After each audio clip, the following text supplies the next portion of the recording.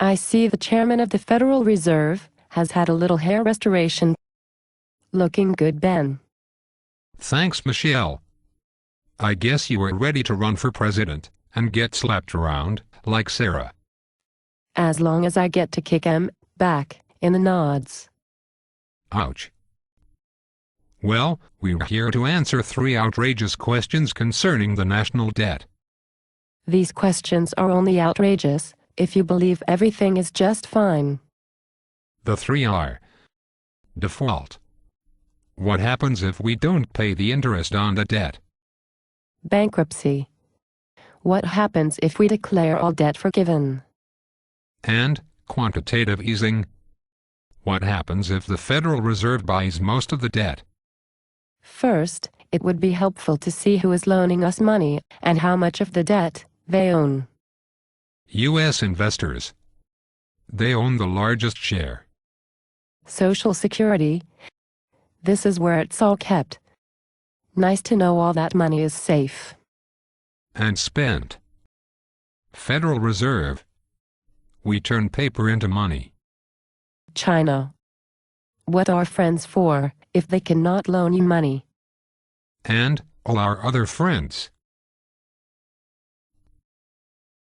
So, what happens when we default? Besides everyone giving us the bird for not paying them interest as we promised, They will stop buying our debt. And when they stop, our ability to borrow will stop. and when you don't pay interest after a while, inflation starts eating away at the value of the money. So the dollar amount stays the same, but the money becomes worth less. Bankruptcy. What happens if we decide to forgive ourselves of our debt, turning those billions into zeros? If this were ever to happen, you can kiss Social Security and everything else. Goodbye. Quantitative easing. I love it. That is nice, Ben, but what happens if you and the Federal Reserve decide to print money out of thin air and buy most of the debt? First of all, that would only happen if the U.S. was getting to the point where it could no longer afford to pay the interest. And second, the economy was headed into a depression. Wouldn't we end up with a hyperinflated currency like 1920s Germany? Because of a huge national debt, they printed huge amounts of money, making the money worth less. Is that your only example? How about Argentina? They printed money out of the blue in the 1980s and ended up trashing the currency into hyperinflation. That is South America. What do you expect? Zimbabwe, out of control printing, causing hyperinflation.